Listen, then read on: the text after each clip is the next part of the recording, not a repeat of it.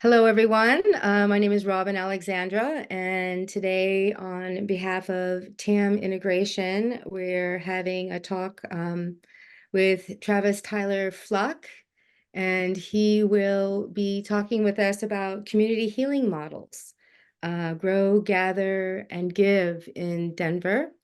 And we're hoping that Travis will share with us his incredible wisdom.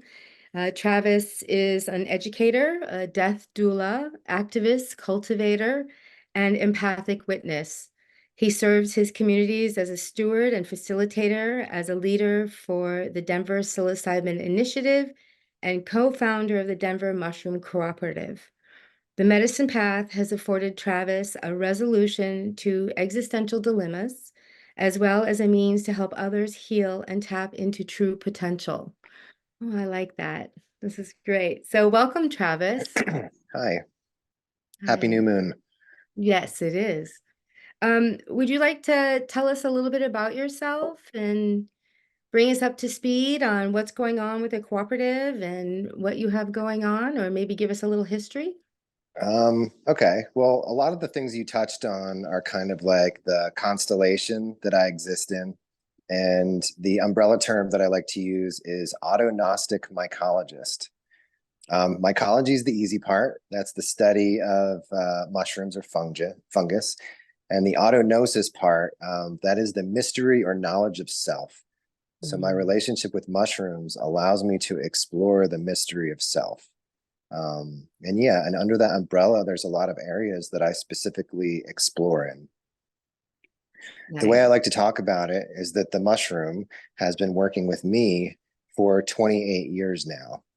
And, I never fancied myself an activist until about 5 years ago when I heeded the call to step up and be leadership on the campaign to decriminalize mushrooms here in Mm, Denver. And I never knew what I wanted to be when I grew up.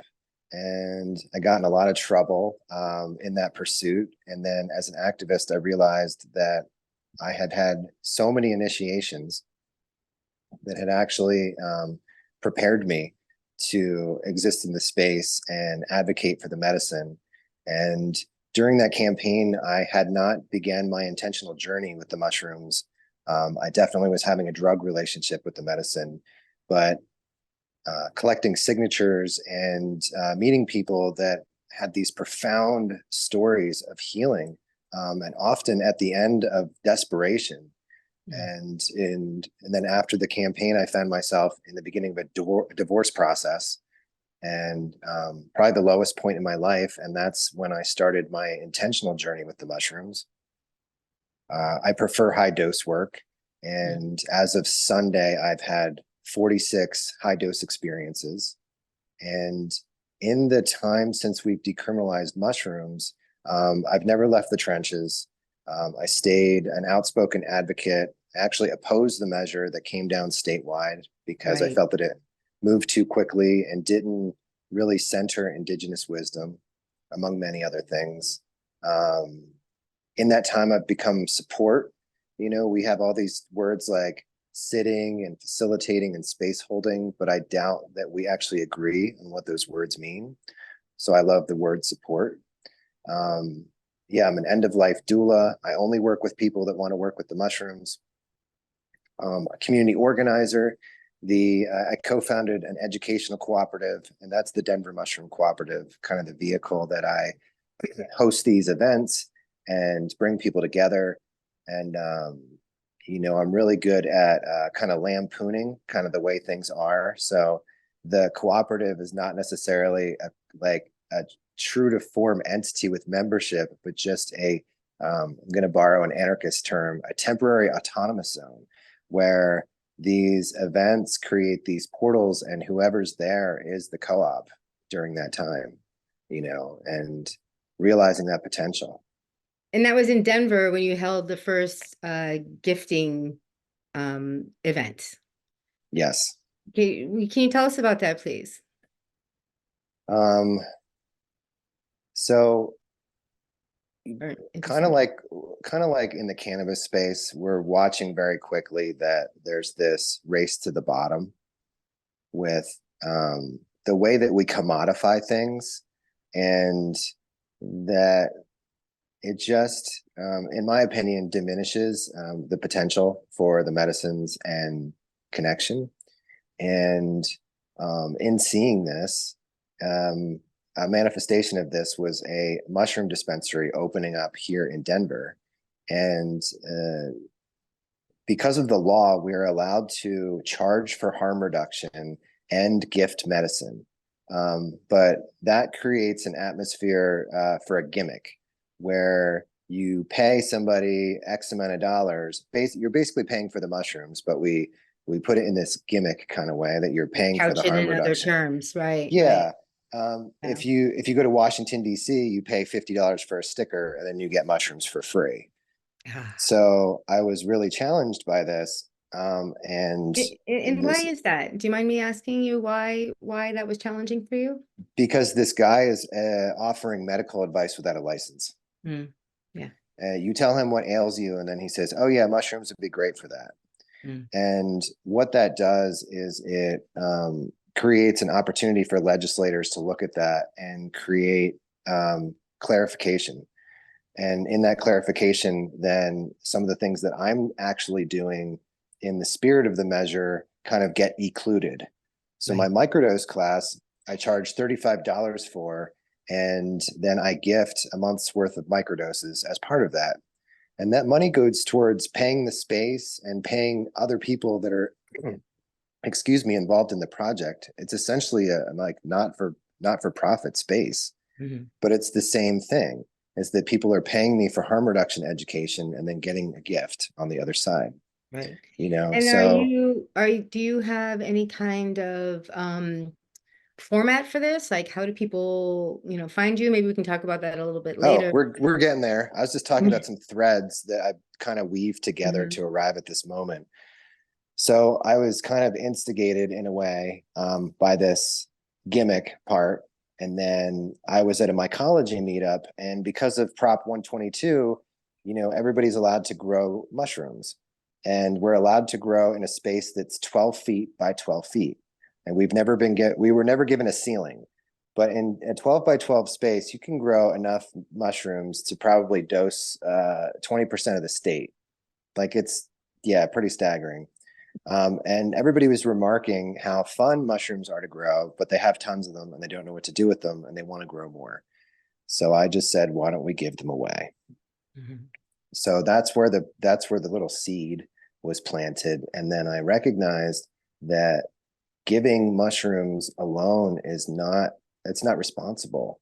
So I brought in members of the medical community, the therapeutic community, leaders of mushroom churches to be in that space and be visible resources. And then I also went on a limb and invited lawmakers and elected officials who didn't actually show up, but I felt confident enough in what we were doing and how we were resourcing people to bring people into proximity of that. Mhm. Um, so that's kind of how we got there. And Great. then, you know, What kind of attendance did you guys have for your inaugural event? well, I capped it at 155 people, and within 31 hours, all those tickets were gone. Wow, it sounds like it was really well received. It was, and And then we even do you feel like the spirit of your intention was fulfilled? I do, and then some. One of the things that I did was I allowed the space to be emergent. So instead of shaping it in my image, I let it be what it wanted to be. And in that, I think some real beauty, came through. And, um, you know, the proposition was one of the major pillars of the proposition was access, but access through regulation is not really access. So I felt really like we got the opportunity to really embody that, Right. you know. So, I'm just like trying to flesh out this event in my That's mind. all right. Yeah, yeah. It's so amazing to me. I'm a long time practitioner myself for about 40 years, and this is just the fact that you're holding an event that people are gifting each other mushrooms. I was reading a little bit about it in Westward, the Yep. event, and which is a Denver publication for those of you who aren't local. And they were talking about how it was not like a typical vendor style with everybody had a table, and that it was very organic. But you talked about consent and education being, not having power disparity and consent being really important. And tell us about the stickers. Oh, wow. Okay, so there's a lot of things to weave there, Yeah. but there's power dynamics in the space, Hmm. and there's this like, when I have this experience where people give me their power right away. They assume that I know something that they don't, and I do my best to hand it right back. And I appreciate, one of the things that I was inspired by is, do you know what 13 stepping is? Mm-mm. So there's the 12 step spaces. So 13 stepping is when a person that's mature or maybe or old in the space preys on newcomers, Oh, whether that's a male female interaction or however that looks. right, But I really want newcomers in the space to really contemplate this concept called enthusiastic consent, right, where they're coming from a fuck yes place, right. and not just because someone's offering something and they feel compelled to take them up on it, Hmm. and the stickers that the event was only 3 hours, and I wanted to kind of lubricate the beginning part, the ice breaking part. Hmm. So I made these stickers that basically dismantled the image that we used for the event, which is one hand with a bunch of mushrooms in it, giving them to an open hand. So I dismantled that into three different stickers. One with the hand holding the mushroom, which implied that you are open to giving. One with the open hand, which implied that you are open to receiving. And then the whole image implied that you are open to giving and receiving. And I felt that would be, I kind of borrowed that from the BDSM community, in the sense that you can kind of like, see that right away Hmm. and not necessarily make assumptions. Right, exactly. And then also I think um it fosters more of a sense of trust and knowing who to talk to depending on what your interest level is. So Yeah. it bypasses a lot of awkwardness, I think. So I when I read that, I thought that was really brilliant that you thought Thanks. of doing that. So an organic cooperative gifting event in December of this year. Now, if I remember correctly, mushrooms have been legal in Colorado for about a year. 2022 is when the law passed. Is that right? November of 2022. Yeah. Right. So you've just like really jumped on the education, cultural shifting bandwagon. I want to thank you for that. That's really fantastic. And what is your takeaway from this beautiful event that you shared about, trying to change community around psilocybin? Um,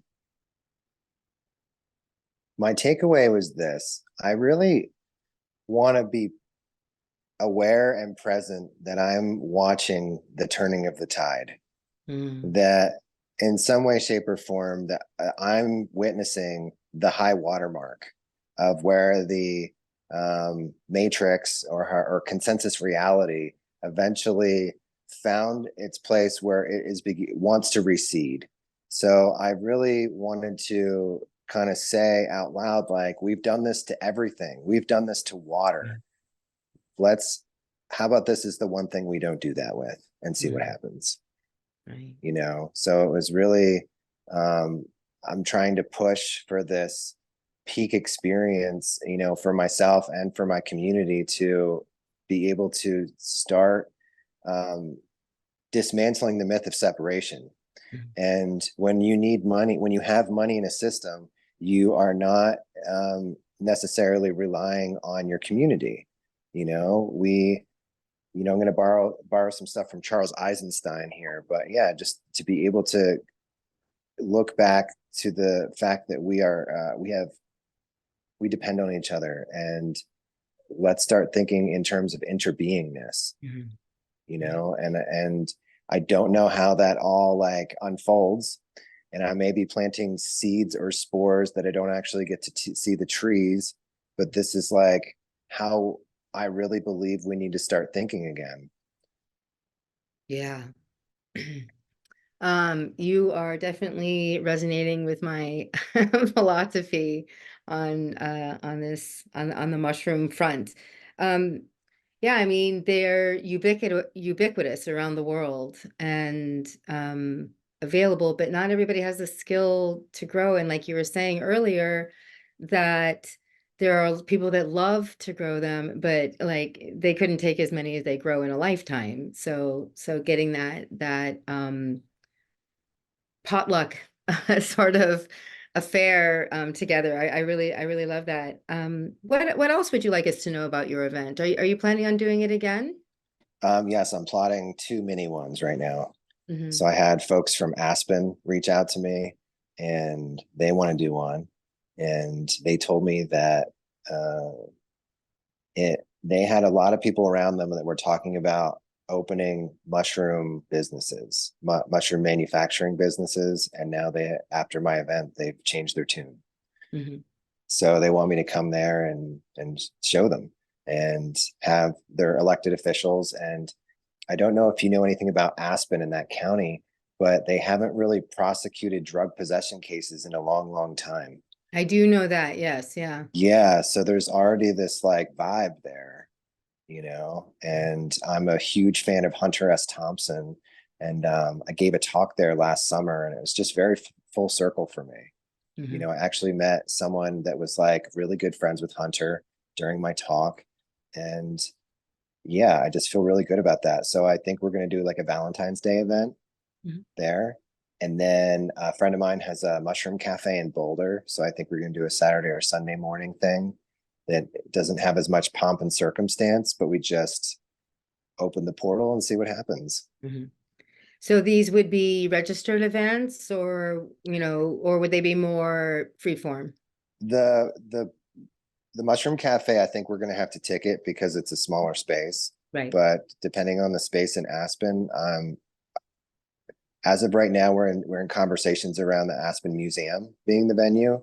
So Hmm. I just might be inclined to just kind of let it be. You just show up, and obviously you have to like prove that you're 21 because that's part of the law. And I have a waiver that I've been working with where people really acknowledge that this it's a privilege, Hmm. and to not take it lightly. Right. So yeah, and then the Ethereum Denver conference is happening at the end of February. And last year we had 20,000 people show up from the crypto community. And I have this idea where I want to have a bigger gifting portal in Denver to meet that community. And I don't know a lot about the blockchain, but I have a sense that we can take data from that space and put it on the blockchain. And I am a huge fan of open source data and technology. And if you've been paying attention, they are going to harvest data from people in Oregon that are getting these services. And it appears that way in Denver as well, that you don't have the ability to opt out of that. And my mom is going to donate her body to science. And I feel like she's empowered making that decision to help the collective. So I'm hoping that there's a way to work with blockchain so that we can put our data on the blockchain, and we can be in direct benefit of that instead of that information being leveraged against us with pharmaceuticals. Wow, that is a whole topic in and of itself Yeah. that I really am kind of clueless about.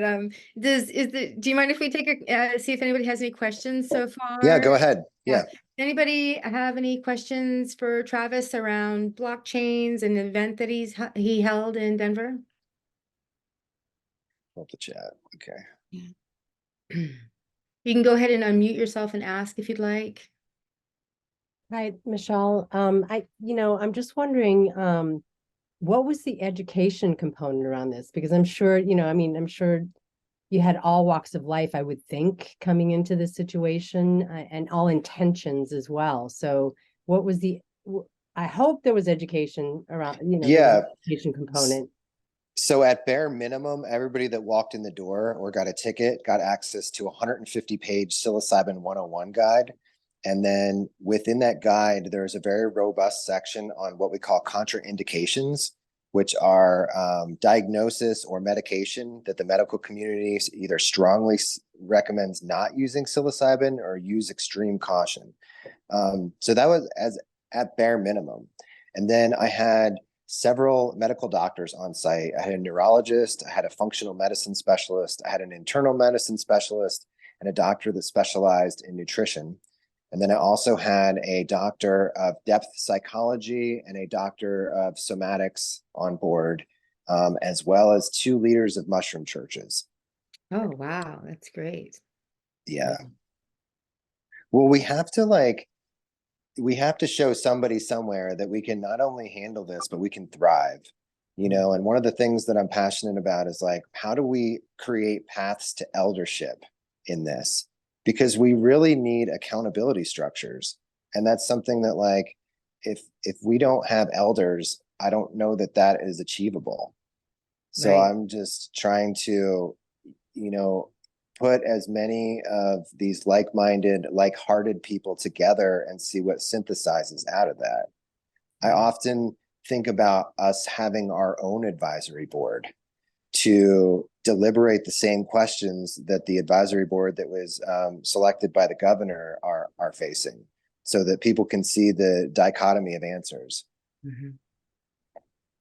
I think we had another question from the audience. Okay.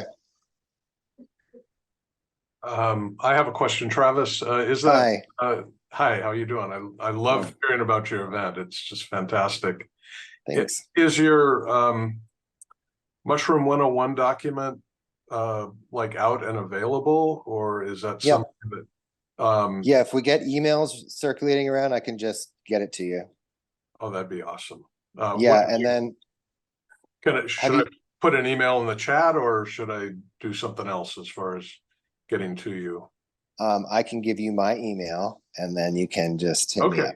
Wonderful. That's very generous. Thank you, Travis. This is Thank you, great. Yeah, Travis. well, I appreciate it's that. an open source document. Yeah. And I just believe in that. Yeah. The more that we sequester knowledge and keep it from everybody having access to it, we actually are slowing our process down. Yeah. And then it's a living document. So if you see something in there that's like, I don't know about that, it's open to evolution, and we can like modify that. Sweet. Thank you. So the email I'll say is micro Mondays, MICRO Mondays at protonmail.com. Yep. Thank you. So wow, this is the document is like a valuable piece. Did people take and did people take advantage of the doctors being available? To some extent. Mm-hmm. Yeah. And like I said, it was an emergent space. So one of the things that I charged everybody with was like constantly be assessing how we can be doing this better for next time. Right. How can we make this more accessible? So I'm about to have a follow-up meeting with everybody and kind of, get that data. Excellent. I put the email in the chat. Cool.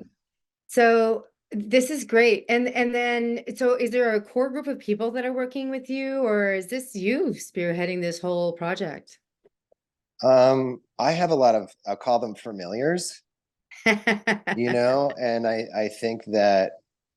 I think that we are going to end up with a core group of people. But we're challenging a lot of norms.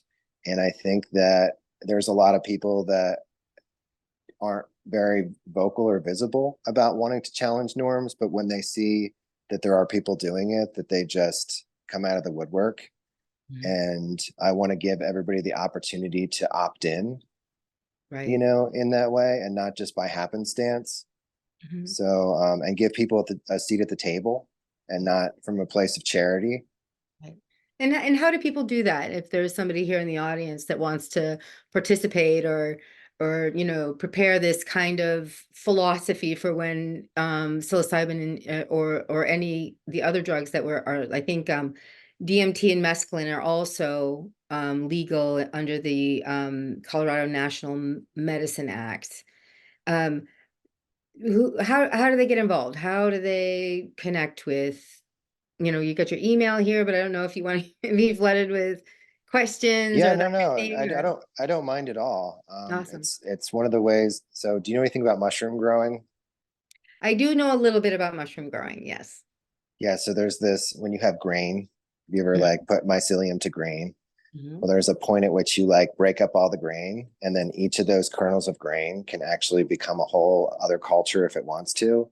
So I think about that conceptually a lot, that if we empower people with the right kind of information, that they can become the ability, these little pieces of grain that have the mycelium to do what it needs to do. And we are on the other side of this legal container being afforded to us. So we need to like prove we're like the petri dish. Yeah. So we need to like prove how to do this, to feed back into areas that haven't done this, to show them like, not only is the sky not going to fall, but we're actually reaching really amazing outcomes. And I really believe that the personal use provision can outpace the outcomes that the regulation can. Yeah, absolutely. Can you speak to the Personal Use Act, part of the act that's different than Oregon? I think a lot of people think that, that what Oregon has done and what Colorado has done are the same, but they're not at all. The legislation is very different. And they don't No, have a personal use clause, I guess is what it would be in their law.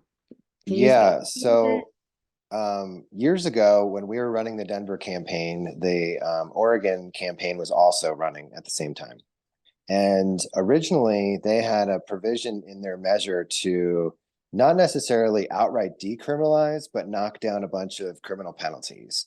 And then another organization got involved. Their name is escaping me right now, but they actually wound up running the other all drug decrim bill. And then at that point, the Oregon measure severed all of that decriminalization part and didn't include it anymore, and then just relied on the all drug decrim portion to kind of do that. But the all drug decrim is still, there's still policing involved, in the sense that there are still limits to what is considered, and marginalized populations are still over policed in that way. And you can't just it was based on the amount of psilocybin, not necessarily mushrooms. So there's still an opportunity for police to take your mushrooms and test them, and then decide if you're within that range or not. And it didn't actually carve out what we call a personal use provision. So here in Colorado, when New Approach showed up, they did not have a personal use part of the measure. It was just going to be a regulation part. And they had ran a $40,000 poll and saw that Colorado was ready for that. And it wasn't until activists that were here that worked on the decrim campaign stepped up and really hammered on them about providing a personal use provision. And at first, our first request to them was that we slow this process down, that we get to know each other, that we move at the speed of trust, and not put the initiative on the ballot this year and wait 2 years to put it on the ballot to where we all had a chance to be like very satisfied with it and have a lot of indigenous input.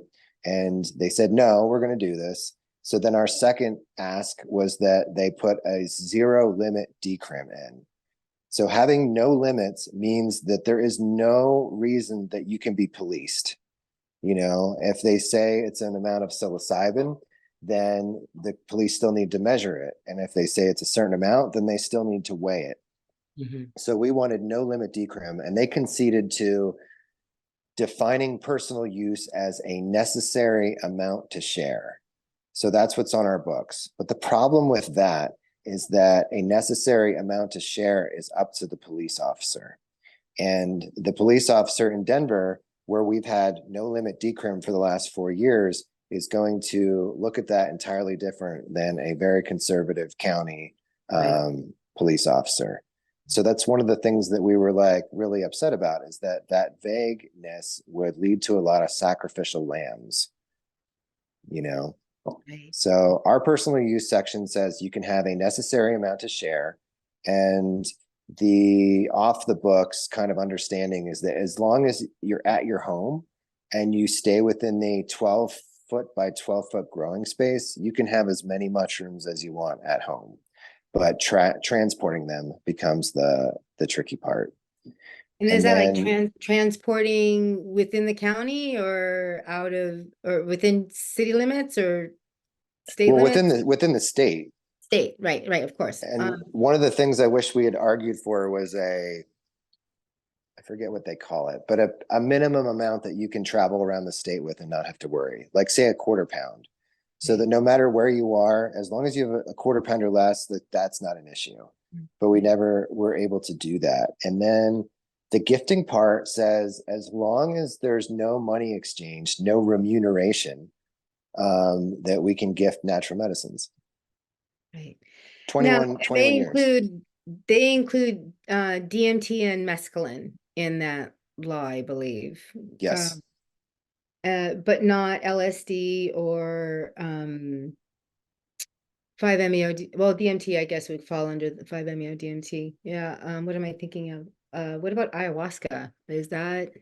So under the Controlled Substances Act, the compounds themselves are legal or illegal, except in the case for cannabis and peyote, in which the whole plant have been put on the controlled substances list. Okay. Yeah. I know I think I remember the indigenous community was very involved in the standing of peyote in the Colorado law development. Yeah. Yeah, So it's a so Colorado is more of a grassroots development, and Oregon was more of a top down. Do I have that right? well, they were able to attract grassroots support, but the original pillars of that, one of them was affordability. They ran on affordability. And then if you look into it now, they've changed that pillar to quality. So they didn't actually do any of the math ahead of time, and they sold people on this ideal kind of like thing that was going to happen. And they did the same thing in Colorado, where they took the plight of veterans and leveraged that against creating a for-profit model. So the grassroots, they came out of the woodwork to the extent that they believed in therapeutic access, but it also robbed them of the ability to just go into the woods in Oregon and pick mushrooms and be protected. It's a slippery slope and tricky wording around this, and it'll be interesting to see how other states develop their laws and allowances around psychedelic medicines. I was wondering if you would talk a little bit more about this community model that you are fostering with the gifting community. Does it extend beyond the events that you are holding, or into like a greater community Well, engagement? Well, there's this fallacy of the psychedelic community. Let's talk about that. Yeah, I think that's a good topic. Right. We're often grouped together that because we do psychedelics that we are communal in that. And I've actually been vocal about me wanting to step out of the psychedelic space and into the mutual aid space. Mutual aid is essentially a group of people getting together to meet each other's needs with a shared understanding that the systems that we depend on are not meeting our needs. Does that sound familiar? You know, and that these medicines are just part of that, you know, because I see that within the psychedelic space that I'm also grouped in with, you know, psychedelic opportunists and people that pedestal themselves as gurus, and a lot of tourists that are still having the drug relationship with these medicines. And I really want to be adjacent to that. Mhm. So the community part is, you know, I think a lot about self-identified affinity groups. And those are little communities unto themselves. And I think that once we get through a lot of the beginning initiations in this medicine process, that only then can we start to, you know, form coalitions. And then that concept of community will look like an amalgamation instead of just this like very undefined scope that we just keep applying. Right. I'm hoping that you are finding more and more platforms like this one to get this information out. Yeah, this is really good. And I'm wondering if this is something that you have evolved these viewpoints on your own, or are there other people in your community that support a similar viewpoint that are also speaking up? Um, a lot of this is from the medicine, the work that I actually do with the medicine. And then taking that insight and doing my best to demonstrate it, you know, going beyond the point of assimilating it into my worldview, but actually applying it. And a lot of that is actually confronting and composting the colonial kind of things that I've been oppressed by. And the spaces that I exist in, I feel safe enough to actually be myself and speak from a place of direct experience. And I think that that has allowed me to kind of true myself and true how I want to be in service to the collective, you know, that it's like there's no end place, that it's a constant composting process, you know, and there is nowhere that I go that I don't, that I can, how do I put this? Everybody knows what I do. So even my car mechanic says to me, "Oh, have you taken mushrooms recently?" You know, I'm constantly participating in sympathetic networks. Mhm. So it just, I guess, you know, it's that Lao Tzu thing when I like, when I'm, how do I put this? Like, when I'm done being who you think I am, then I can become who I am, or I'm going to Yeah, butcher it. that's a good one. I think we But get the gist. Yeah. well, and you know, like Ram Dass, like I had myself convinced of who I was until I started putting myself to the fire of purification, and now I'm able to become what I am. Right. And so yeah, that's a quite a crucible to go through. It really is. Yeah, it's, you know, the fire of purification is real, Mm. and you know, if you work with these medicines, you're going to be affected, and you have the conscious choice to work with that process or to resist it. And we all know what happens when you resist it, you know. Right. So I'd So, rather, yeah. can you talk about that for a second? When we first got on the call, you were talking about listening to what the mushrooms had to say. What do the mushrooms tell you? You were talking to your vet, some vets, veterans, excuse me, veterinarians, about what does the mushroom say? And would you feel comfortable speaking a little bit about what that means to people who may not understand? So for 24 years, I took mushrooms recreationally. And then my very first intentional dose, I wound up taking 8.5 grams of penis envy, which is the equivalent of 15 grams of most every other mushroom. And the very first time that I experienced the mushroom voice, and that's like hard to like, it's not necessarily like hearing it with your ears, you know, and the first thing it said to me was that it thanked me for taking enough so that it could do its job. Mm. You know, and I didn't have to guess whether there was a presence of other in that experience.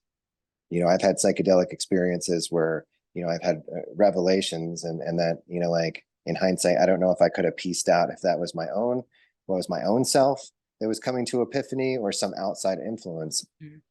And this was the first time that I actually clear as day recognized that there was something else communicating to me. And a few doses down the road, I realized that that something is so much more intelligent than I am, and gave me access to this existential calm that I had never felt in my entire life. That I was in the presence of something so deliberate that I just needed to listen. And that's how I started kind of creating a caricature of what that was. And as I've gone through this process, I'm, you know, like I've developed rapport with it. So it's not such a novel new thing now. It's like I know how the medicine is going to communicate to me. And I think that the medicine has figured out how to meet me where I'm at, you know, and if we've both agreed that we're going to meet at that place, you know, like then it's a very efficient communication means. And something that I've had to like work through is being very mousy, asking the medicine for certain things, and then the medicine obliging me in that and really giving me a very clear response to intentions that I've had. What you were referring to earlier was that I was communicated to by two psychedelic veterinarians, and they knew about my work, and they wanted to send their patients to me to get mushrooms from me. And they also told me that within the veterinarian population that there's an extremely high suicide rate.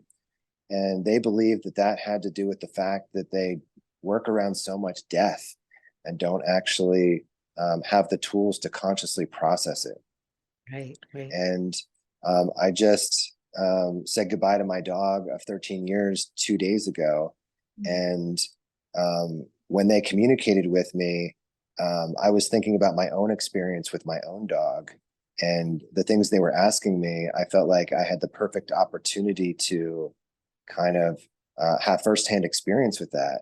So I asked them if they had actually asked the medicine consent or like got that buy-in.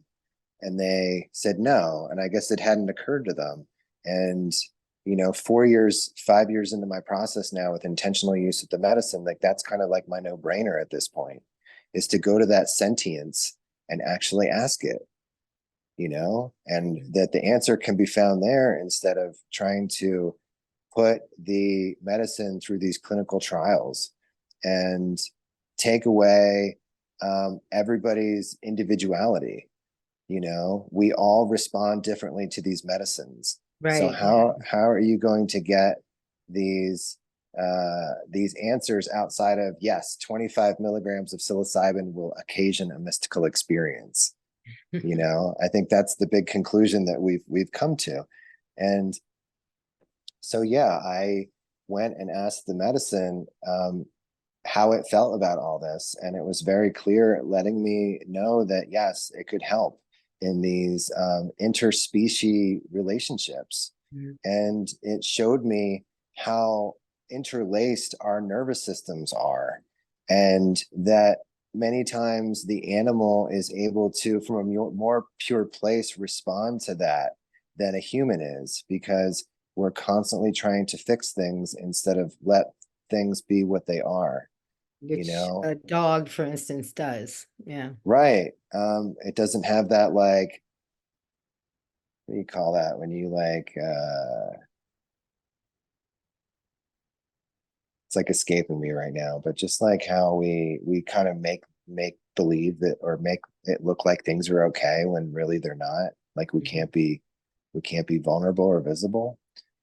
And then I have a friend of mine that's a research scientist, and she's written studies for Imperial College of London and MAPS around eating disorders and MDMA specifically. And she works with ayahuasca and takes her insights with the ayahuasca into that space. And one of the things that she learned is that you can actually participate in what's called surrogate healing. That if someone is physically unable to take these medicines because of like an eating disorder, say, you can actually take the medicine on their behalf and get insights in how to work with them. So that's really what emerged with me as well, is that I saw that there were all these attachment wounds that my dog and I were just playing out. So from a very unconscious or subconscious place, I was able to give her permission to go, not just tell her because I felt like that was the right thing to do, but like with every essence of my being. And then something that I didn't even realize is that there was an open channel for me to tell her that I was going to be okay without her. And that's something that I needed to hear too. So that was just some really like powerful, like, metabolism of that stuff. And then I had gotten my dog while I was in a marriage, and Brooklyn, that's my dog's name, had communicated to me that she was suffering, and we both agreed that we needed mommy to give permission to. And that was a really powerful experience. And I was left with this impression that there was still more work to do. So I wound up having a part B just last Sunday. But energetically, there was a massive shift in both of us. And as much as she was suffering, she perked up. You know, I didn't have to give her medicine to be able to benefit from the conscious processing that I was able to do.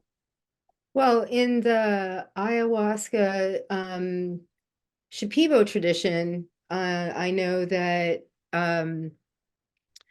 the shaman takes, has traditionally taken the medicine, that the patient doesn't actually take the medicine. It's the shaman that takes the medicine, and that has morphed into the model that we know now, where, in particular, Westerners go and do the medicine themselves for their healing. So I'm not surprised to hear this, to tell you the truth, that there's what did you call it? Surrogate healing? Yeah. Yeah, yeah. It's a Yeah, fascinating topic. well, there's a lot of these things that are indigenous wisdom, that I didn't discover this, Right. you Do know. you mind if we open up the floor again and see if anybody has any questions around Sure, go what ahead. we're I love talking about questions. now? Yep. Anyone want to unmute themselves and ask a question or have a comment?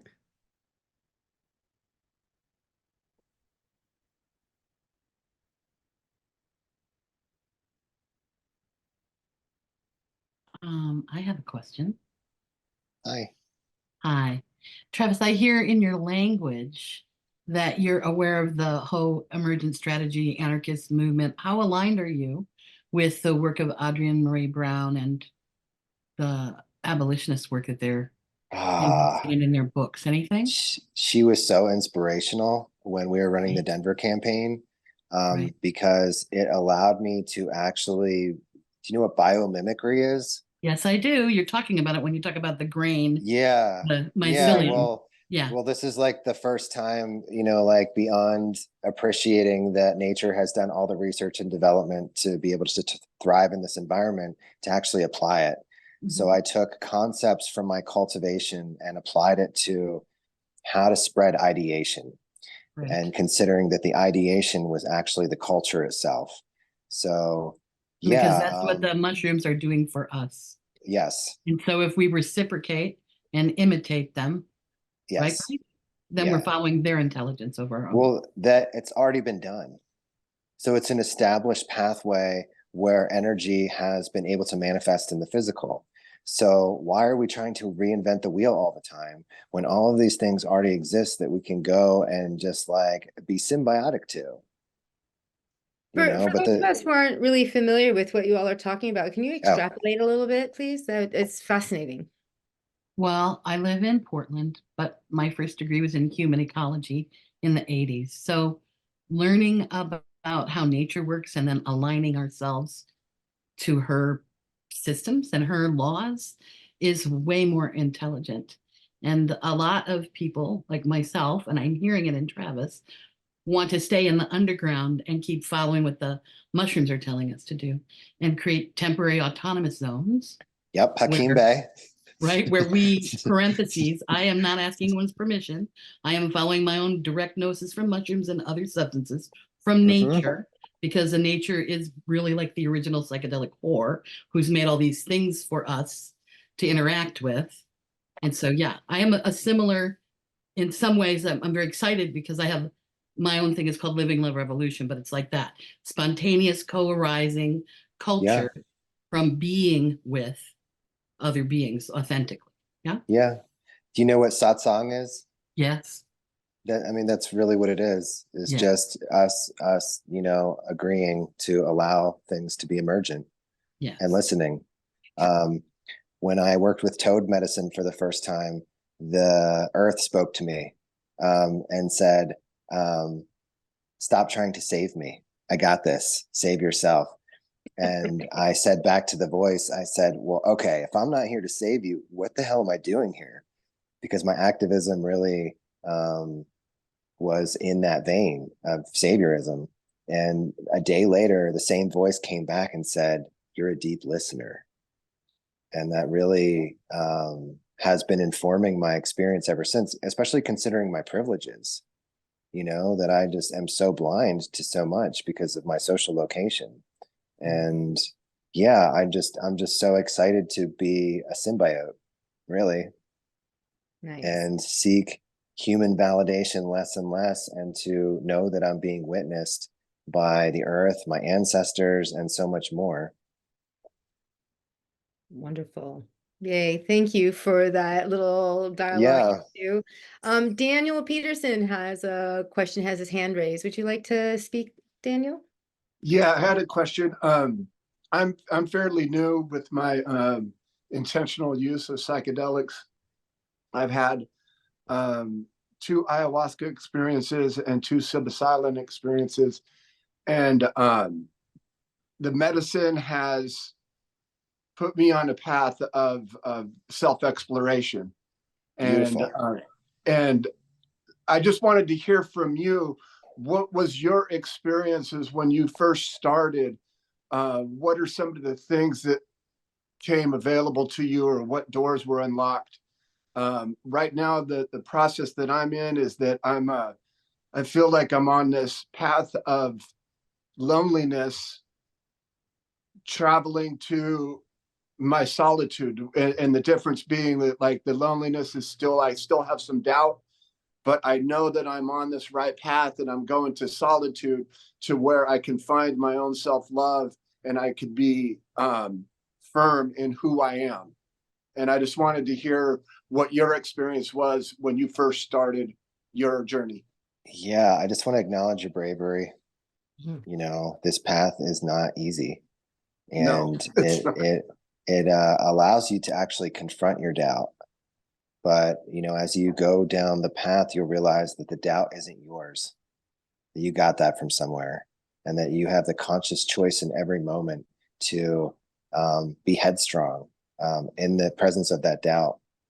So my journey actually started when I was 15 years old, and my best friend's mom gave me mushrooms. And I was able to see how fluid things really are from that young age.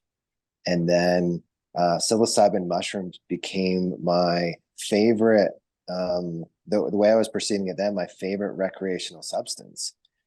And years down the road, when I started my intentional work, I had an epiphany that since I was 15, this mushroom spirit has actually been working with me the whole time.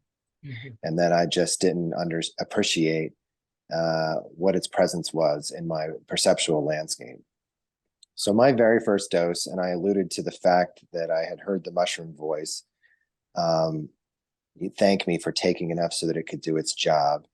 And then I talk about this experience a lot because I'm still integrating it. And there was a point where I became lucid in my vision, that like the first segment was very like the mushroom was performing surgery on me, is the only way I can really explain it. And then when I became lucid and had conscious awareness, I said, and I don't even identify as a Christian, I said, what's Jesus up to? And Jesus came to me and said to me, you of all people, what did you think this was going to be like? Duh. And in that moment, I had a memory that I didn't even know that I was holding, that I spend more time as a soul self than I do incarnated as an incarnated being. And that was really like, that was one of the biggest epiphanies I've ever had, is to just have that revelation, you know? And then after I hung out with Jesus, I hung out with Buddha for a little bit. And then I hung out with my paternal grandfather who had transitioned. And then I hung out with my mom, who's still alive. And then I hung out with Terrence McKenna, and I hung out with Dennis McKenna. And in the mix of all this, my body had to pee. And the pee felt like it was 2 football fields away. And I had this thought, or however you want to think about that, is like, I remembered that I had a body and that I was in the middle of an incarnation. So there's a lot of implications with that. And I wound up peeing the bed in surrender. And I could talk about that vision all day long, but what I will say is that after it was all over, once I finally fell asleep, I woke up in the morning, and I remember it was 9:30, and I got an email from Dennis McKenna. And Dennis and I had been in conversation because of the campaign, but he was talking to a woman that was grieving her father with ayahuasca. And the conversation had nothing to do with me. And Dennis accidentally added my name to the response line and brought me into this thread. And when I looked down the email thread, there was this place where Dennis asked her, were Peter or Jesus there? And considering I had hung out with Jesus and I had hung out with Dennis McKenna, I had this email that was this physical artifact that let me know, as crazy as what I had experienced was, that I could actually lean on it. And I never had to doubt the substance of my visions from that point on. And, you know, there's this concept of the unutterable. Have you ever heard of the unutterable?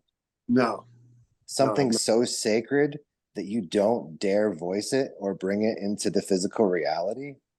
And a lot of my experiences started being just that, so sacred that I couldn't bring it into physical reality, because most of the things around me hadn't been initiated to appreciate what I had experienced. So there really wasn't a lot of peers in around me during the beginning of my work. And there's that expression that when the student's ready, the master will appear. Very soon after that, I wound up with a mentor in the space that has been on the spiritual path for the last 45 years and working with entheogens. And I also, do you know who Kalindi was? No. So Kalindi was a gentleman from Detroit that would take up to 50 grams at a time and then talk about it. You should check him out on YouTube. He's got a whole community. Well, he's passed on, but he's got a whole community of beautiful people that have taken this work very seriously. And I'm networked with them as well. And yeah, I guess not community isn't the word, but a lot of the other initiates kind of came out of the woodwork. And then I got the opportunity to talk shop, and appreciate that a lot of this stuff, if among those that have been not initiated, no explanation will suffice. And to those that have been initiated, no explanation is necessary. So it's very challenging and very lonely and very isolating to have these experiences outside of the ability to talk to other people about them and for people to say, I know what you're saying.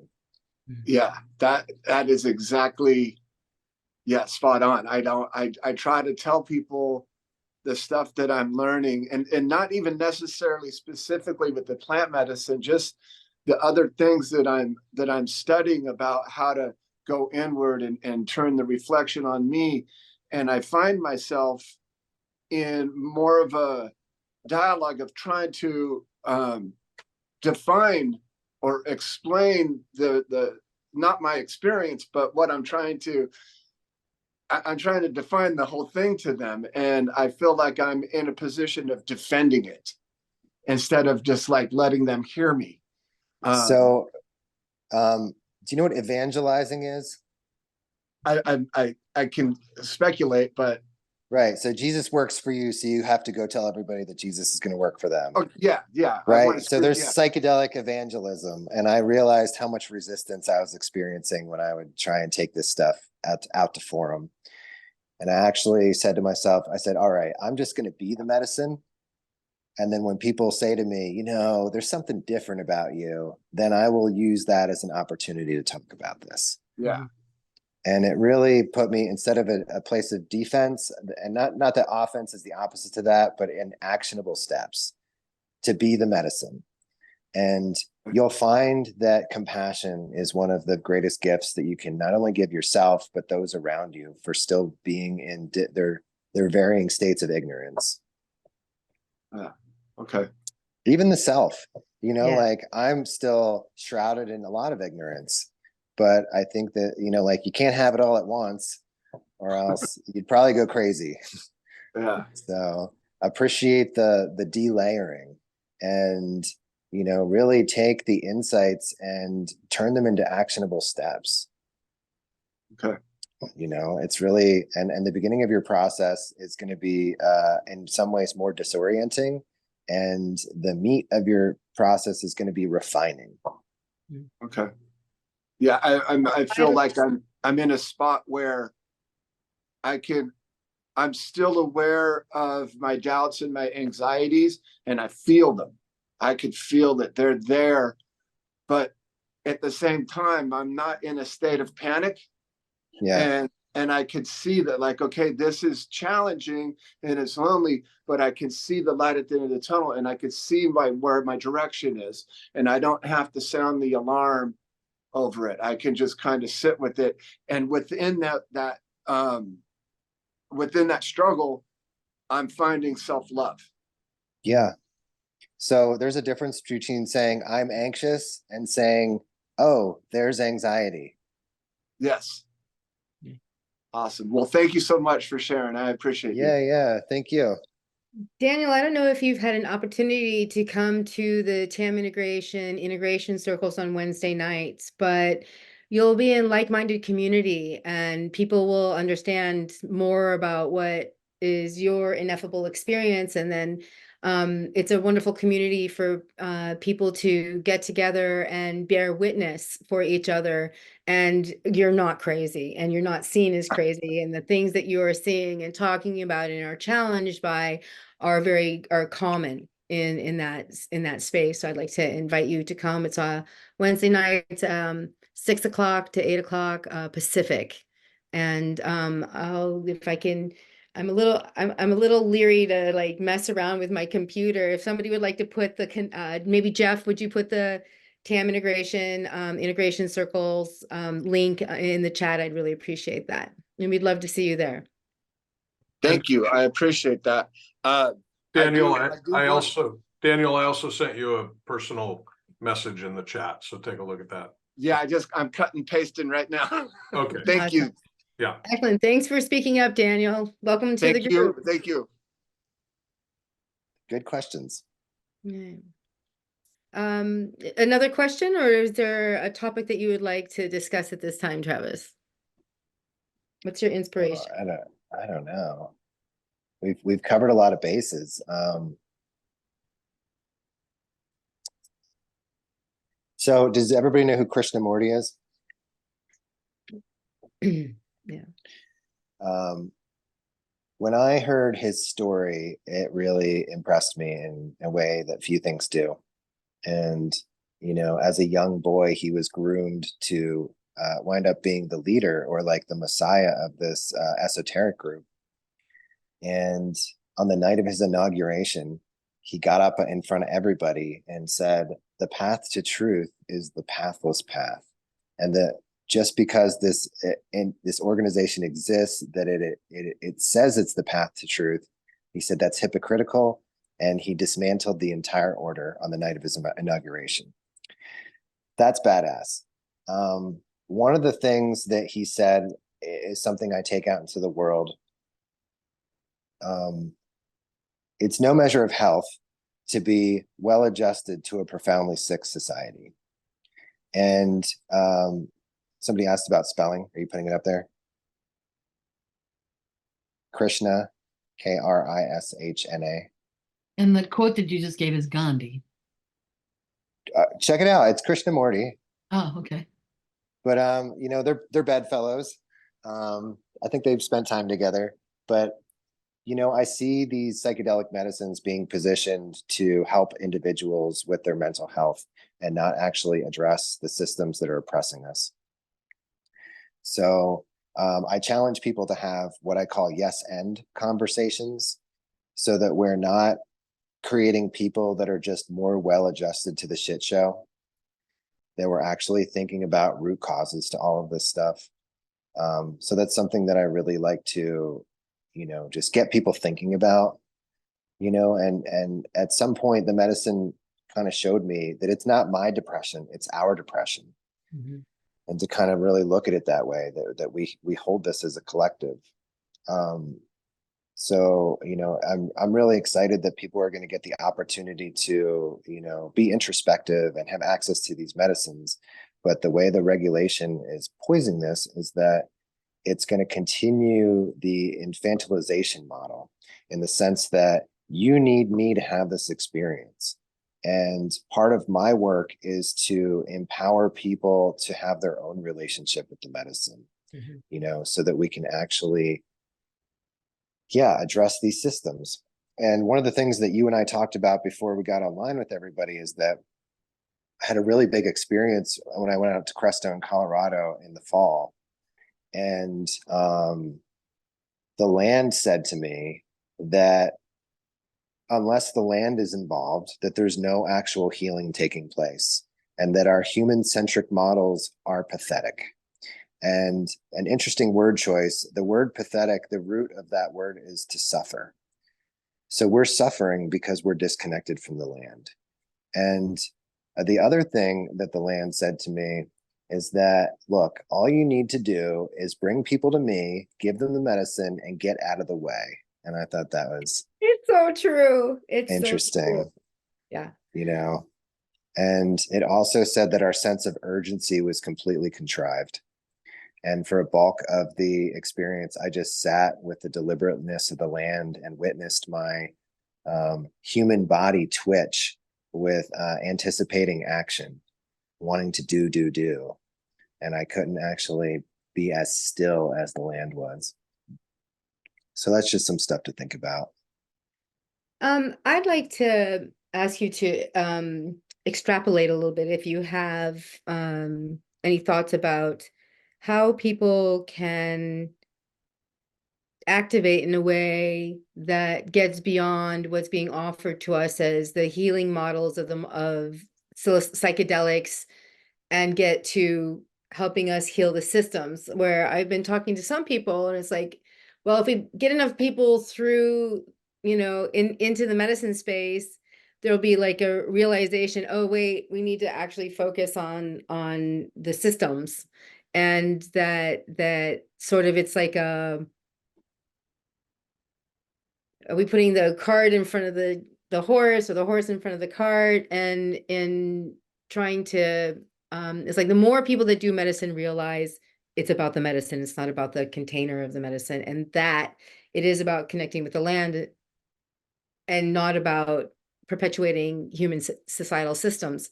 Right. So can you talk a little bit about that? Well, I'm going to be a Taoist here and just say that everything's perfect the way that it's, you know, like we take a lot of ownership in that saviorism, but we came here as souls to, Ram Dass would say, take the curriculum, you know? So just like, And I'll borrow a quote from Jesus too, to be in this world, but not of it, Mm. you know, and that the more that we compost who we think we are, that intuitive sense of self will just come through, almost like little Wi-Fi units, you know. So I can't see beyond the personal horizon that I have right now, Right. you know. But where I'm at right now is to call in indigenous wisdom and to be the medicine, and not give that, you know, not give my power away to these things that are or my attention or my time to these things that are ultimately working against me or not with me, you know. And that the most Krishnamurti, I'll bring him back again, says the most spiritual thing you can do is directly experience something, you know. So can you look at a tree without thinking the word tree?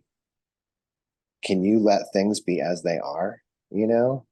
And I think that a lot of the things that we are calling in will become emergent once we compost our colonized imaginations. You know, our imaginations are only allowing us to recreate what we see instead of going beyond it. Unless, of course, you take 8 grams of penis envy.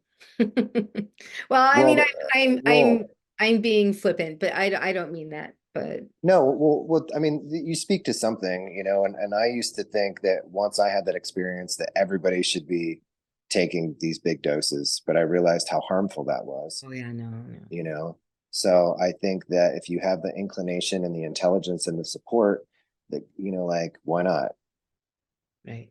You know, and I think that, like, there's some of us that are just I don't want to say built, but like have the substrate of experience, so that a lot of these things that were previously intellectualizations can become direct installations, you know. My first experience, they were operating in my chakras, right? So I had this like concept of what a chakra was, and then all of a sudden I was in direct perception of what this is. So, you know, I don't have I wouldn't call them answers, but I think about them as compass bearings, you know, like just inclinations. And what I realize is as I pursue them, other ones open up, and then I meet others that are part of the mycelial network. And I imagine that our resilience is going to be a byproduct of that quickening, you know. But there's not any one of us that's going to do the whole thing, you know. We have to rise the tide so that all of the ships can raise, and appreciate, you know, like we got to think 7 generations ahead. And that's difficult because right now, because we've allowed mind to be the master, mind constantly wants to know, and actually like is very mischievous in that way. Right. So I feel like I went a lot of places with that answer to that question, but really it comes down to just keep staying with the work and appreciate that you have personal horizons.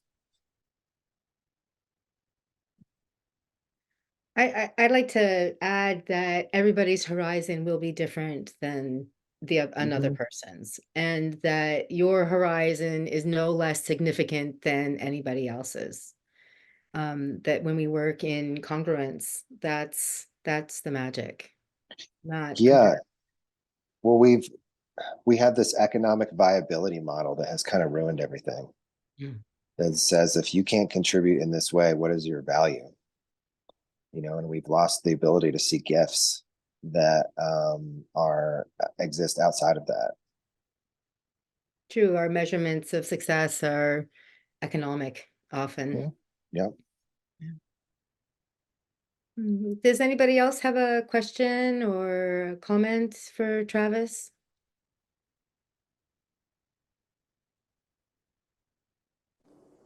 Just want to I have say a thank question. you. Oh, So sorry. refreshing. I'm so glad I made it tonight. Thank you. Oh, you're welcome. Thanks for hanging out. Second that. And I have a question for you, Travis. Okay, what you got? You mentioned composting a couple times now. I listened to a podcast you were on a couple nights ago. You mentioned some concept of the psilocybe being composters, and I didn't fully understand what you meant about what you think that's doing to, like, as medicine for us. I was hoping you could dig into that. Okay. One of the biggest harms that colonization did to us is it robbed us relationship with death. Right? We assume that death is the end all instead of just a transitional moment where we get to have another aspect of our experience. And one thing to appreciate is that garbage is an invention of humanity. That if you look in nature, that something is picked, some waste, quote unquote waste, is picked up by the next part of nature and utilized and constantly reinvested back into the pool. So the way I kind of see where we're at with humanity is that we've created a lot of garbage and we've become estranged from the death portal. And interestingly enough, if you look at the place in nature that we're kind of stuck at, the mushroom is kind of what's there. It is the kind of guardian of that life, death, life kind of portal. So garbage is essentially death that hasn't been allowed the opportunity to be composted, you know, and just think about all the things that we just can't let go, but that are killing us, you know, and all of that is becomes subject to this process of composting, that something that is dead and decaying actually becomes regenerative and fuels life. Does that speak to it a little bit? It does. Yeah, I love it. Thank you. So like in alchemy, we have this concept called transmutation, where something is turned into something else, an alchemical process. And that's how I see the mushroom, is that it takes our experiences as, you know what substrate is? When I use that word. So it takes our experiences almost as if it was substrate and does the thing and turns it into gold and gives us insight and lets us step out of victim consciousness. And from a certain perspective, we see that those were all initiations, you know, but unless you've had that insight, you know, most of us are just victims to circumstance. And from a certain perspective, you know, we chose all of this. You know, we wanted to come to school and learn all this, but we don't always get the opportunity to become consciously aware of that. So it might as well be by happenstance, you know. And I just I had this reflection around Amanita muscaria. Was that the conversation you heard with Micropreneur? Yeah. So in nature, Amanita muscaria is a mycorrhizal mushroom. It actually works with the root of the tree. And in that relationship, the mushroom mines the soil for minerals and gives them to the tree. And the tree, through photosynthesis, creates sugars and gives them to the mushroom. So that's their thing. And my experience with Amanita felt so different. I never felt like I was in my body, like how do I put this? I've never been embodied in the way that I have when I take Amanita. And it made me think every time that I was ever told to like be in my body, I was in my head, in my body. So it's that root, right? Our root to our terrestrial experience. And the other feeling that I got with Amanita is this sense of, instead of paranoia, where you think the universe is conspiring against you, this feeling of pronoia, where doors were being opened for me. And I just felt so in flow state.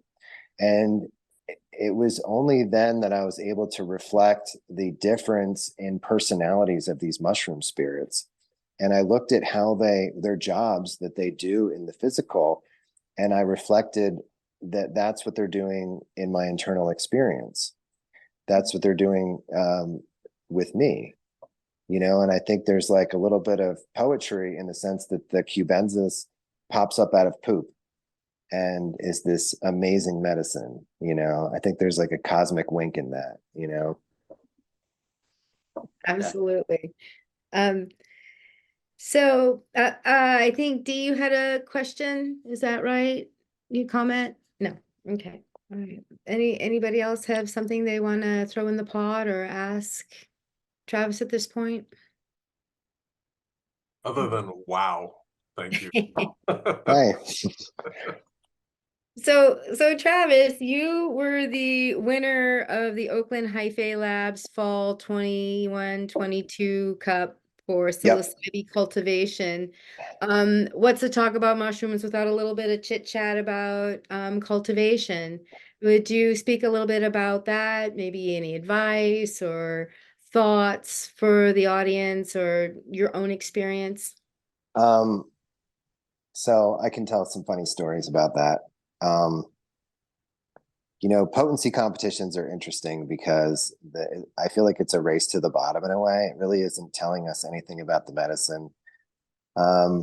But I entered the first year, and out of 200 entries, I won first and second place. I had entered twice, had two different entries. Snap. Right. And so the story of penis envy involves, how do I begin to talk about this? The person that received the Nobel Prize for witnessing cellular division, right? His lab assistant is the person responsible for penis envy mushrooms. And Hamilton Morris, who's a really big personality in the space, tracked this guy down. It took him 14 years to track this guy down. And he was just asking him about these mushrooms and what he was feeding them. And he said, I was feeding them washed cow manure. And I was driving to the Telluride Mushroom Festival at the time. And the person that was my passenger was from Washington State. And we knew that they were having this conversation in an undisclosed place in Washington State. And because there were these low-flying aircraft, my passenger knew exactly where they were having this conversation. And when he told Hamilton that he was using this washed cow manure, my passenger said to me, that substrate that your mushrooms at home are growing on, that's washed cow manure from the same place that he's talking about. And a few weeks later, I found out that the mushrooms that were growing on the same substrate that this guy was talking about actually won the cup. So I thought that was pretty mind-blowing, that synchronicity. And then the next year, because I had won first and second place, I felt like I had nothing to prove and I wasn't going to enter. And I was picking some mushrooms, and the mushrooms said to me, and I hadn't even taken any, and they said to me, enter the cup. And I said, what? And it was 3 days after the deadline for submission. So I reached out to the organizers and I said, I know it's 3 days after, but I want to enter. And they said, you of all people, you can enter. So is Ian still on? He's part of this story. But I went back to picking mushrooms, and the mushroom said to me, enter the upside down ones. I don't know if I can can I put up a picture in the chat? Is that possible? Let me, yes. And Ian is still here, yes. Yeah, I saw that. I'm not sure where to put the picture. Oh man. Notes, apps. Does anybody know how to do that? You might Share? need to have screen sharing enabled, and then I did. I quick. enabled screen sharing. You should be able to just put it up Okay. on the device that you're doing your Zoom through. Oh, okay. Let me had it for a second. No. The mushroom said to me, enter the upside down ones. And I'm actually fishing for a picture of the upside down one to show you so that you know what I'm talking about. Because they're just that weird. Okay, let's try this. Do that. Can we see that? Yeah, can we see that? Yes. Yeah, I saw this on your Instagram. Yeah, so they said enter the upside down ones, and I was like, all right. So I sent my sample out, and with that intuitive experience, it was a little weird, and I say that in proximity to all the weird shit we just talked about. But the Oakland Hyphae was having their conference in Washington D.C. and they were going to release the results. So I went out to the conference. And how do I get back on without this picture here? Oh, if he means that it grew that way, but yeah. Oh, stop share. Okay. So I went out to the event and I was getting settled, and Ian comes up to me and he says, I hate to tell you this. I'm probably paraphrasing here, but he says, I hate to tell you this, but we never made it to the post office to get your sample. And I probably disassociated, and I was like, what does it all mean? You know, because I had gotten this insight and I was just really challenged. So the next day they had the award ceremony, and the award that I thought I was going to get went to a completely different species of mushroom, a pan-cyan, if anybody knows what that is. And they typically have more psilocybin than the cubensis, than the kind that I entered. So then I was just having this internal experience. I was like, well, if it, you know, like maybe my mushroom wouldn't have won, but maybe it would have been, you know, like the most potent cubensis, but we'll never know. So 3 weeks later, I was supporting one of my end of life clients and his partner, and it went really, really well. And Ian sent me this text and he said, whatever you're doing, don't stop. And I was like, wow, universe, thank you. What I didn't appreciate that he was referring to the mushroom sample and that he had tested it at that point. A few minutes later, he said, we're going to release your report on Monday. And then it got me all kinds of thinking. And that was on a Saturday. And then on Monday, he sent me the report and he said, don't tell anybody, but we're going to do an Instagram live. So just keep it to yourself until we do the live. And he got on the live and he said a few things. One of the things is he said that we now have seen over 400% variation in potency, which is a pretty big spread, considering that one time, one mushroom, 1 gram might do one thing, and then another mushroom might take you 4 times as deep, you know? And the other thing he said was, when the number came back, we thought it was an extract. So interestingly enough, I wound up getting the top spot anyway. So for all that intuitive nonsense that I went through, it actually served me. So there's my Listen to the cup mushroom. story. Yeah. Listen to the mushroom. Yeah. And then, you know, like I feel like a lot of my experiences kind of look like Babe Ruth experiences, that I have to point and then hit the ball, instead of like the scientific way of like hypothesizing and then proving it. So it's just interesting. Oh, wait, we have something what's up in the chat? Somebody's in the chat. Well, they were asking about another event that TAM Integration is putting on. Oh, okay. And Lee said that they loved your comment about listening to the mushroom. Yeah. And Michelle says that she has to go, and this was amazing until we meet again. All righty. Have a great night. What's the thing on February 15th? I don't know. We have to look Okay. at the website. Okay. And then when is the event? Isn't there an online conference or something coming up? Yeah, we'll be having the TAM Integration Jam. And I believe I don't have the exact dates on me. I can look it up before the end of our chat today. Yeah, I got invited, so I'm probably gonna accept the invitation. Oh, we would love that. I That would like be y'all. great. Yeah. It was a highlight of my MAPS event to meet Daniel. And someone actually started yelling at me while I was meeting Daniel for the first time. So I felt pretty embarrassed, but Daniel, you know, we smoothed it over. But yeah, I love the work you guys are doing. And yeah, I often think about how we have to rely less and less on the media and consensus reality to get a lot of this information around. You know, like we just have to like, you know, the whole, like, it's like, we got to tune out, you know, appreciate it to the extent that it exists, and most of it's propaganda and is not in our best interest. And then just keep going back to and supporting the spaces where people are really consciously evolving, you know, and hopefully peacefully evolving at that. Yeah, I agree 100%.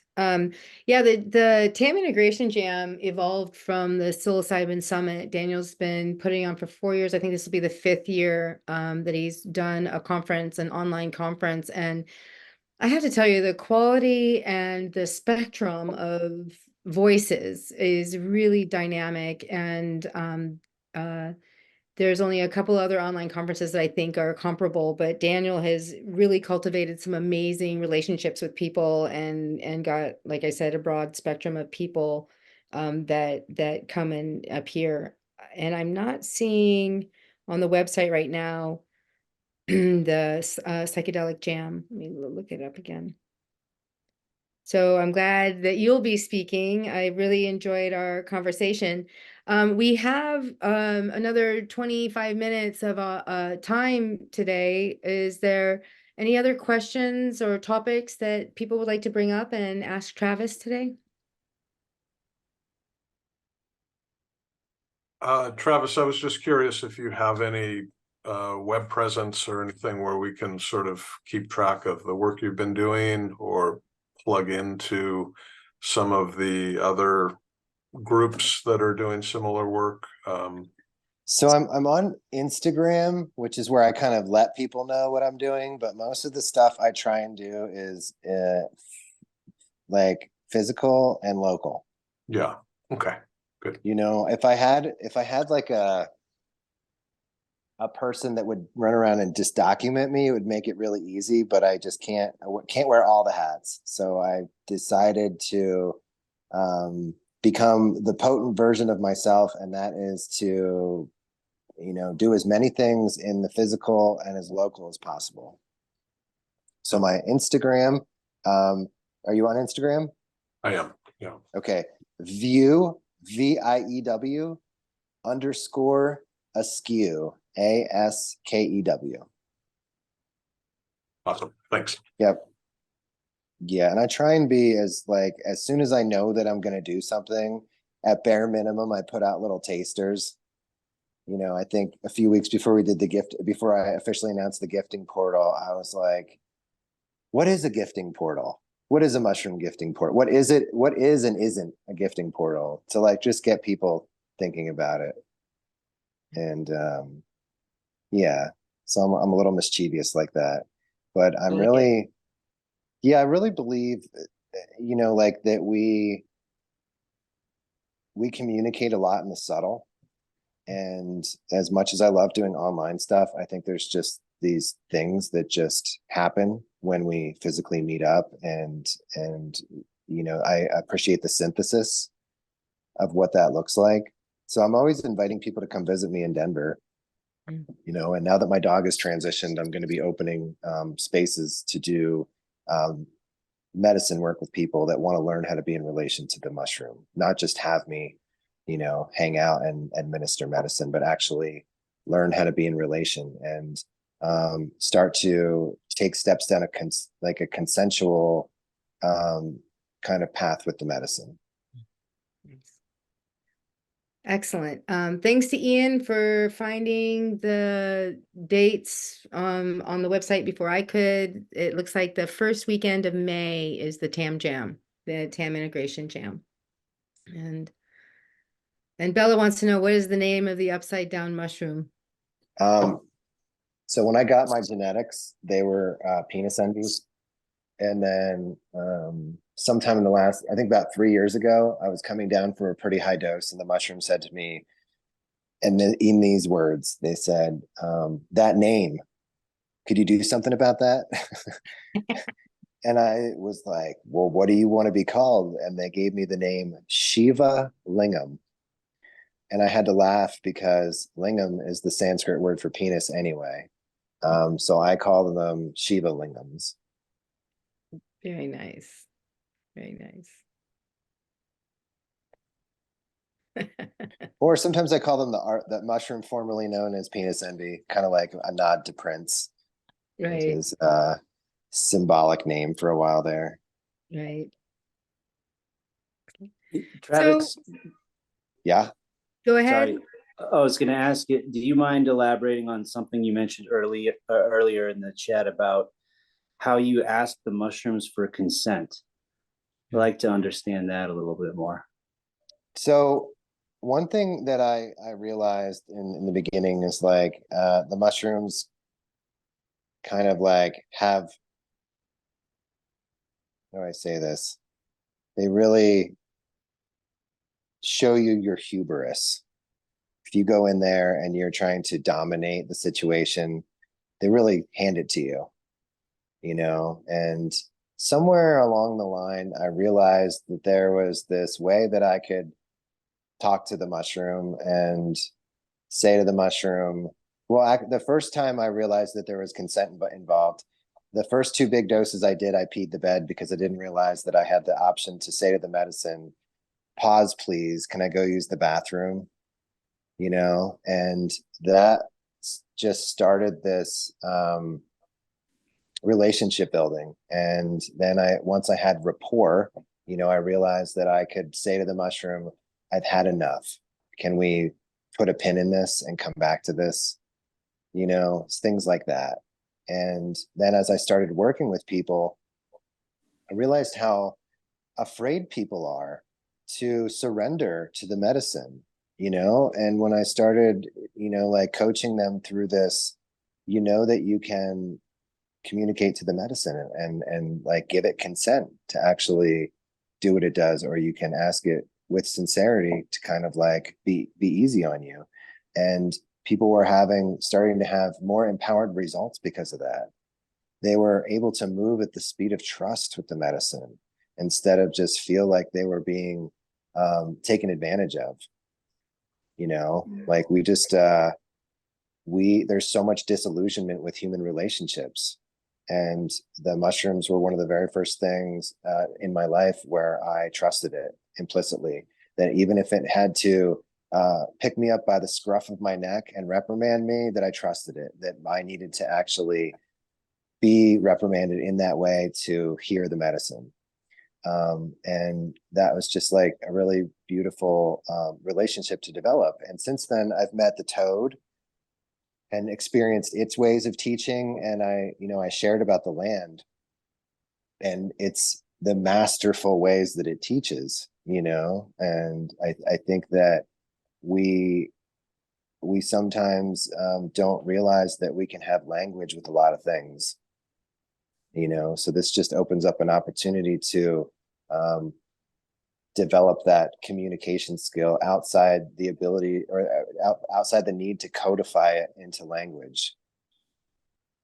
I find that invitation, you know, inviting the medicine in is another way to co-create the experience. And also that, you know, I have a really strong ayahuasca practice and a really strong mushroom practice, and they would start infiltrating each other. So Aya would show up in a mushroom journey, and the mushrooms would show up in the Aya journey and influence them. And you know, I was talking to a friend of mine and they're like, well, have you thought to ask the mushroom to sit this one out and ask Aya to sit this one out? And once I started doing that kind of communication, there was no more crossover.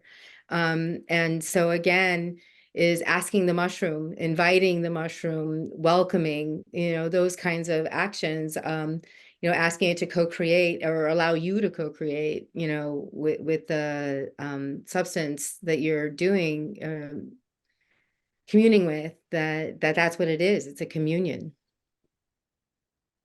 Yeah, we've just been handed this story that this is a drug and, you know, it'll make you go crazy.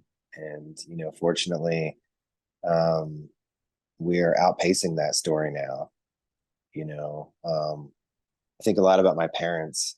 4 years ago, when we decriminalized mushrooms, they said, you know, I don't know if you did a good thing or not, because we don't think people should go to jail for this, but we don't think everyone should have this.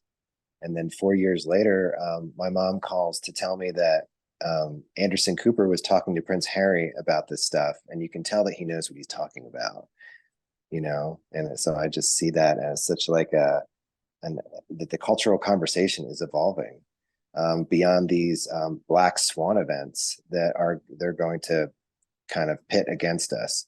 This pilot that hadn't slept for 40 hours and then took a microdose, and they pretty much blamed what happened on the microdose instead of the 40 hours of not sleeping. So it's just funny that, you know, that these events are going to occur, but more and more we see through that. You know, we never talk about alcohol and how bad that is. Right. Well, I think I was thinking that it was sort of like they were like really villainizing the mushroom in that particular story. But then I realized that pretty much it's just a sensationalist event, Yeah.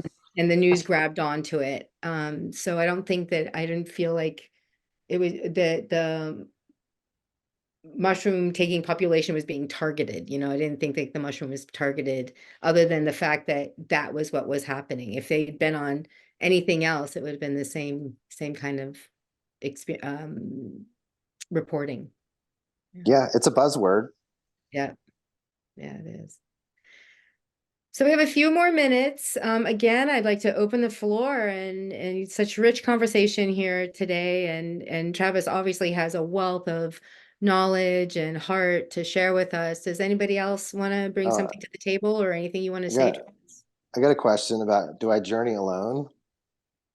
Oh, right. Okay. So in the very beginning, I didn't know what to expect.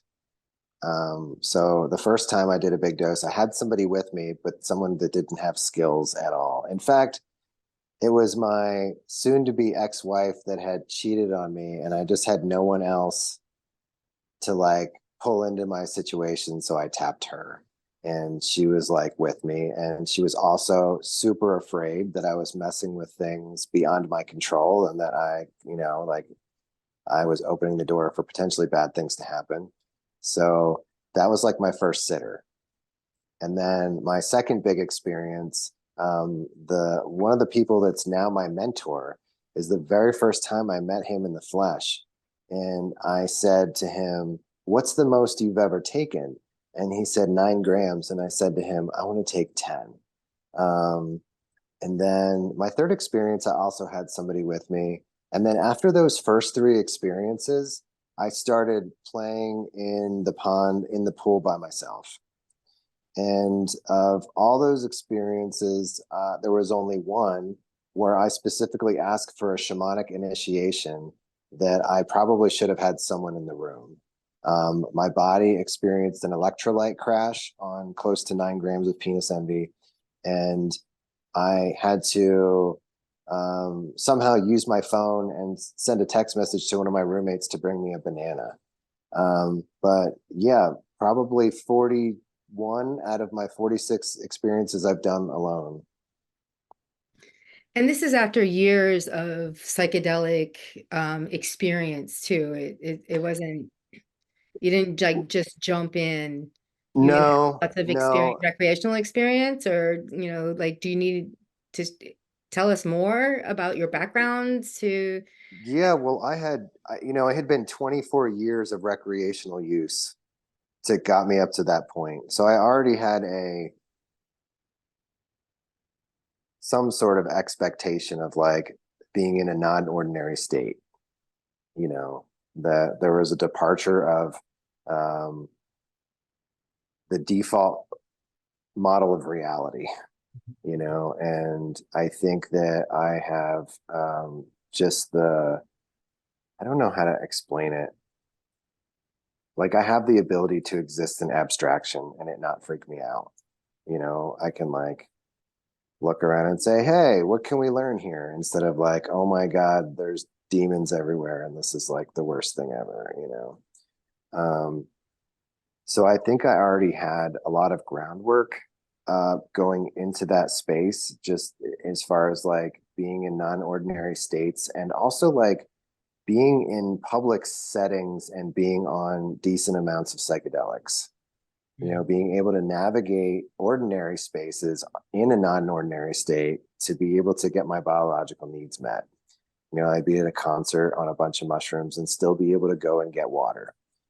And I think that I talk about this concept of sea legs. You know what sea legs are? Yeah, You know, you're on a boat and you're being bowled around, and then one day you aren't.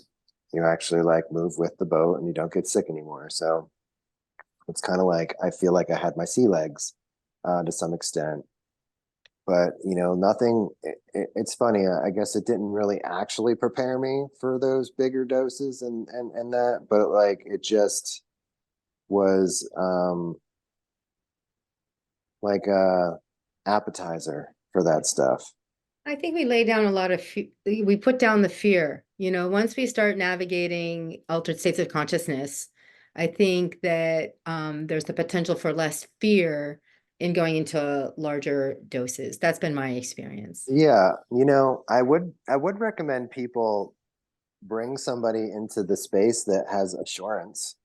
Yeah. You know, I think oftentimes I think about like, what am I actually doing in that space when I'm there witnessing somebody? And, you know, I describe it as being an empathetic witness, Mhm.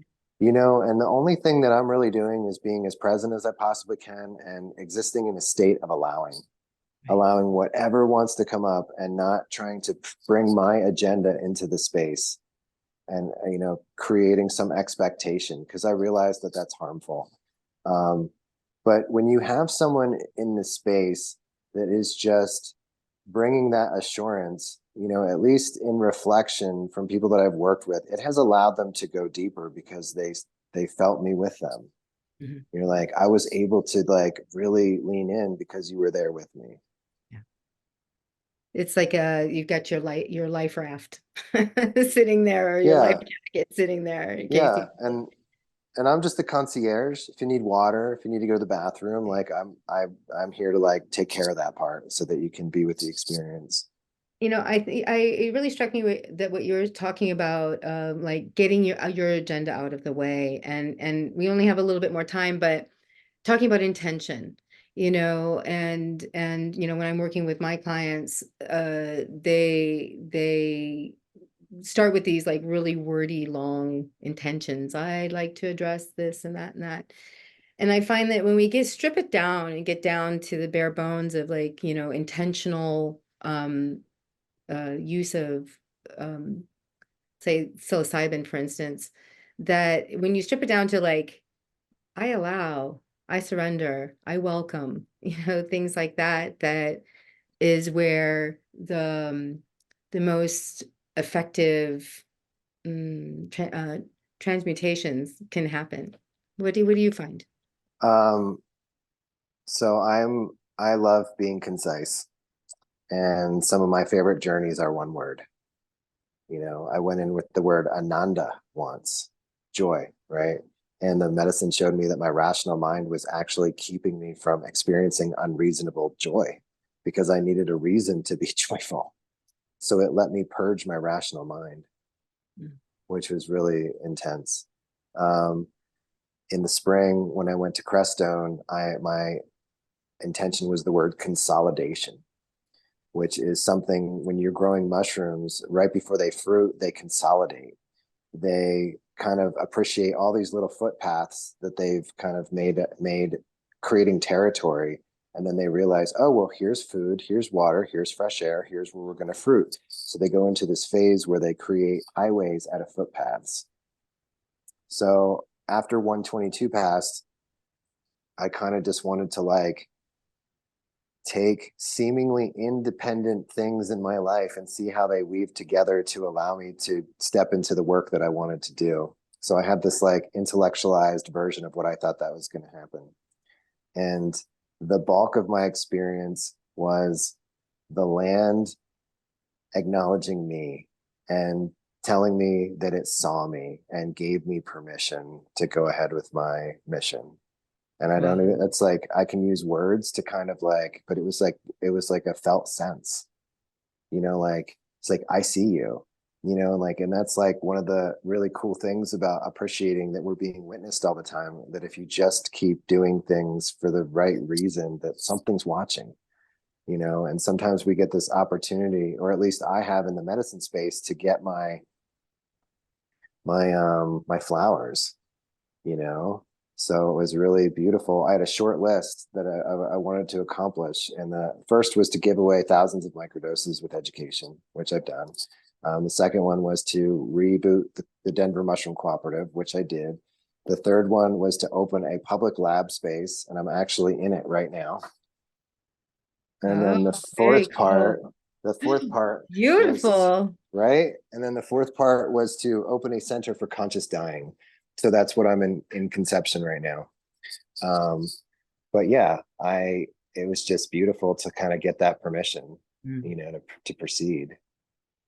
Well, we want to thank you for all that you're doing for, you know, the the broader psychedelic community, and specifically your Denver community, your Denver group of like-hearted people, and people who are interested in transmuting, alchemizing their lives in alignment with the land. And really appreciate all the time you've taken, and your eloquence and intelligence and heart that you brought, and all the great advice and suggestions. And boy, I know my brain is like really Oh, turning with ideas, and like, oh, that's colonized thinking, and but just yeah, taking it down to another level. I really appreciate that. I have this concept for this series of experiences that people as a cohort go through together to be able to kind of get fifth dimensional awareness of a concept. So even just a group of people with the intention, just the word colonization, right? Seeing how the medicine shows each of us what that is, and then being able to bring that into a space to integrate. Right. Because we just have so many words that are so muddied. You know, even Right. the word medicine, you know, we put Lipitor in the same, you know, scope as the psilocybin mushroom.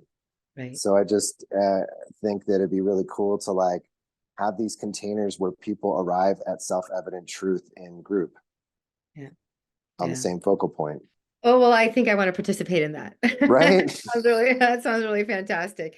You know, so funny. I've moved from using psilocybin, the word medicine, around psilocybin and sacrament. You know, I've changed it with sacrament, and then I'm like, oh, but then people associate it with the body of Christ. I'm like, right. There, you know, we can graduate into conceptually, you know, and the place that I'm hanging out with it is a sentience. It is. You know, Technology. Yeah. right, right. It's so much smarter than we are. Oh my. So I can take it on as a sacrament. I can take it on as a medicine. It wears many clothes in that way. But the highest honor that I can give it in my own inner landscape is that it is sentient. It has the ability to communicate and express itself. And it is so much more intelligent than we are, that it can actually look into our experience and know the wisest way to teach us. And with those words, those wise words, I'd like to close out our evening. Thank you so much, Travis. Thank you so much for sharing your email with us, sharing all your viewpoints and all the work that you're doing. Again, you've really been an exciting evening tonight, and Thank you. I think you have a lot more to share, and I look forward to hearing that at the integration jam. Like to throw a couple of words out about TAM integration. Daniel is leading Meditation for the Journey, which is psychedelic explorers who want to deep meditative presence in their personal and professional entheogenic practice. And that starts up on January 19th, and there's still a couple of slots available. So I wanted to mention that. Also, we have I don't want to say co-ed. We had an all-inclusive integration circles on Wednesday nights from 6 to 8. And then we have a women's and people who identify as women circle on Thursday nights. And then once a month we have, or I'm sorry, it's twice a month now. There's a men's integration circle on, I believe it's Thursday nights. And then we're also doing art integration as well once a month. So lots happening in the TAM website. Please check it out. Thank you again, Travis. If everybody would like to unmute themselves and say goodnight, that's really sweet. I'm going to put it back on gallery view here. Bless you, friend. Thank you so much. Yeah, thank you. Thank you, Travis. Thank Yeah. Thank you. Amazing. Yeah, there's a word called Ubuntu. If you've never heard it, it means I am because we are. Hmm. Ubuntu. Ubuntu. Yeah. Ubuntu. Ubuntu. Mhm. Thank you so All much. right. Be well, TAM fam. Yeah. Bye, Have a good night. everybody. Good Bye. night. Peace. Peace. Peace, peace. Love, love, love.